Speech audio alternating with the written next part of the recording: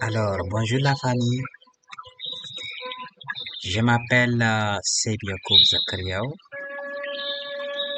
Je suis un jeune ingénieur en formation. Aujourd'hui, il me plaît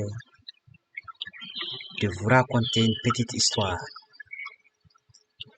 Une histoire si triste. Une histoire si touchante. Une histoire que je vais vous lire ici et maintenant. Alors, c'est l'histoire de Mega et Soloke.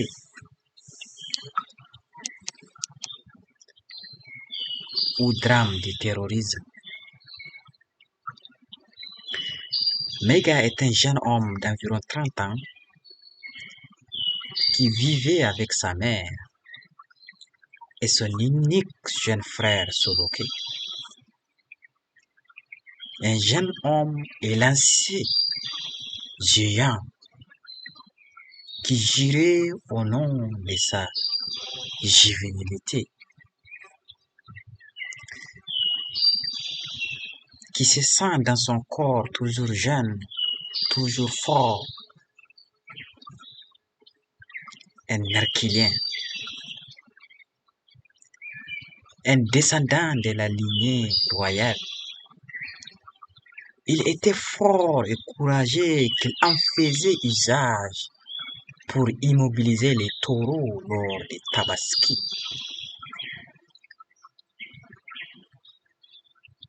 Alors, un vendredi noir, après le passage de deux groupes de deux terroristes entrebanus qui venaient régulièrement relever des taxes aux paisibles villageois,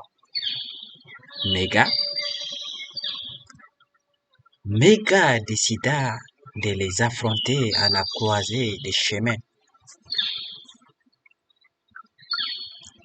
auprès de la grande colline à la sortie du village.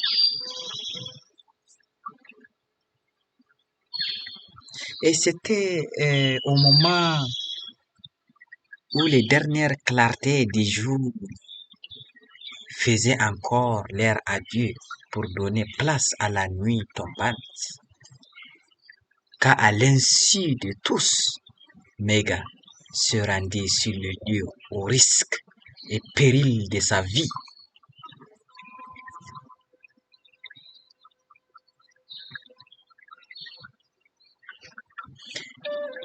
Il devait les intercepter au point stratégique où la route se trouvait étranglée entre les griffes de la colline et un gigantesque baobab.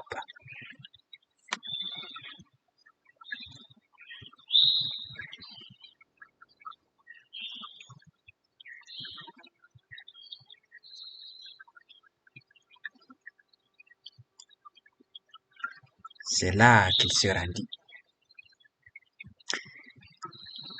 Mega s'est camouflé parfaitement contre le grand arbre, au point qu'il se confondait avec son tronc. Il tenait de ses deux mains un gros bâton, son arme de guerre.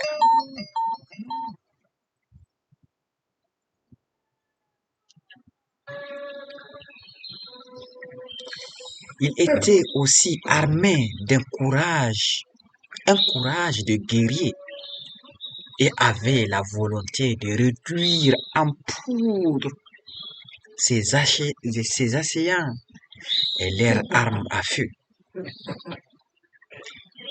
Il voulait terminer ces tortures barbares, ces kidnappings et les massacres de vies humaines.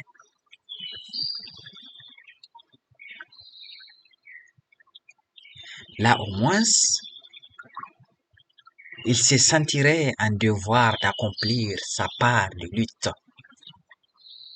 Et même s'il trouverait la mort sur ce chemin de lutte légitime,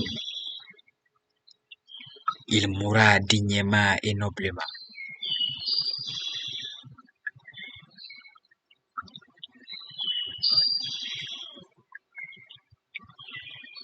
Jadis, les aïeux menaient des guerres et conquirent des terres sous la bénédiction de leurs petits dieux dont ils vénéraient parfaitement. Ces dernières années, la pratique ancestrale fut abandonnée au détriment d'un islam mal pratiqué au village. Et oui, il faut se dire la vérité.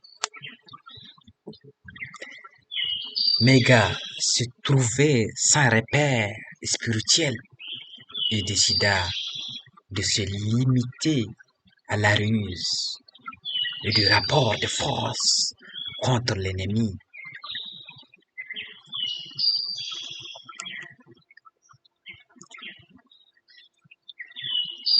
Méga tenait le bout du bâton au prix de sa vie. Sa respiration saccadait dans la poitrine, ses pieds fixés fermement au sol, ses oreilles et ses yeux grandement ouverts s'adonnaient à la vigilance extrême.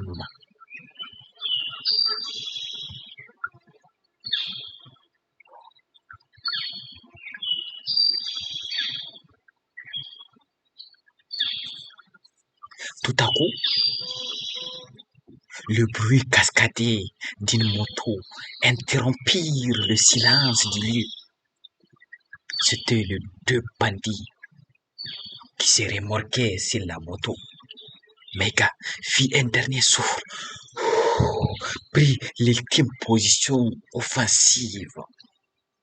Et lorsque la moto arriva entre la colline et l'arbre, face aux guerriers où il n'y avait plus d'issue échappatoire, ces derniers foudroyèrent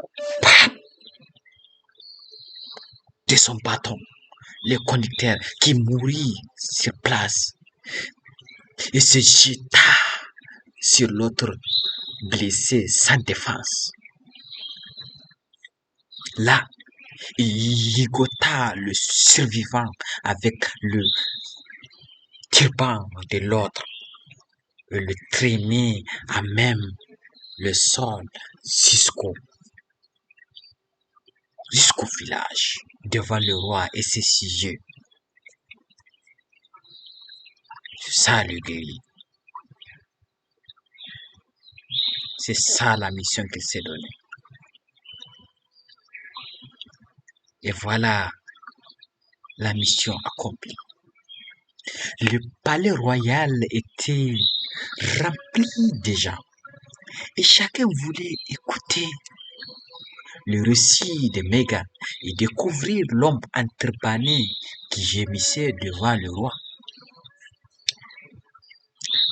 À l'arrivée spontanée de tous les sages et l'imam du village, le roi impatient autorisa le jeune homme de s'expliquer et tous les villageois lui en prêtaient oreille. Ah oui, la nouvelle, les goûts de ça. Eh oui.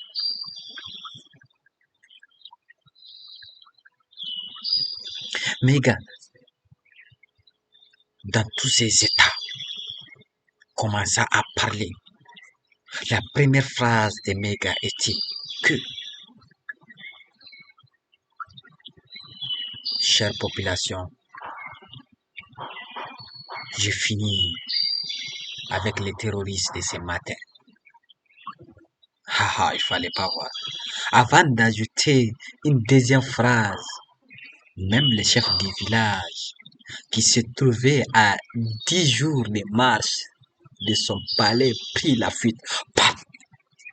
Ah oui, l'imam a disparu et le paisible citoyen confie dans une débandade parfaite. Ah oui, qui était si courageux d'y rester encore une minute de plus au risque d'assister à une réplique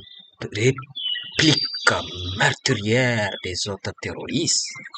Ah oui, oui, ces hommes cyniques qui violaient les filles, égorgeaient les femmes enceintes, ligotaient les chefs de village, torturaient et tuaient les prêtres et les imams, détruisaient tout sur leur passage sans raison.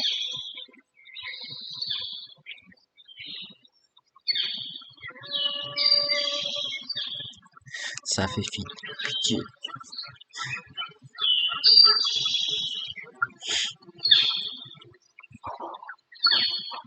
Oui, oui, qui est si courageux pour attendre ces gens, ces hommes cyniques qui violaient les filles, égorgeaient les femmes enceintes, ligotaient les chefs de village, torturaient et tuaient les prêtres et les imams, détruisaient tout sur leur passage et sans raison. Que c'est triste. Le village se trouvait vidé de ses ressources humaines. Il ne restait plus que la mère des Méga, le captif, et Méga lui-même au palais.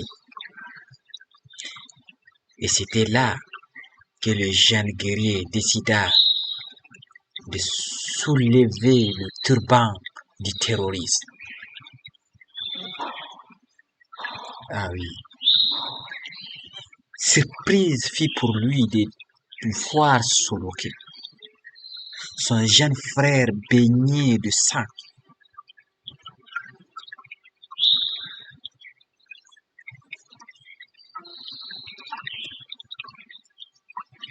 Triste nouvelle. Triste. Tellement triste. Le terroriste en question n'est rien d'autre que son propre jeune frère.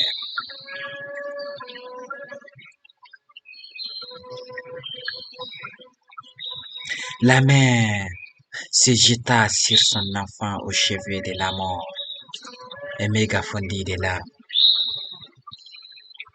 Commença des cris d'horreur.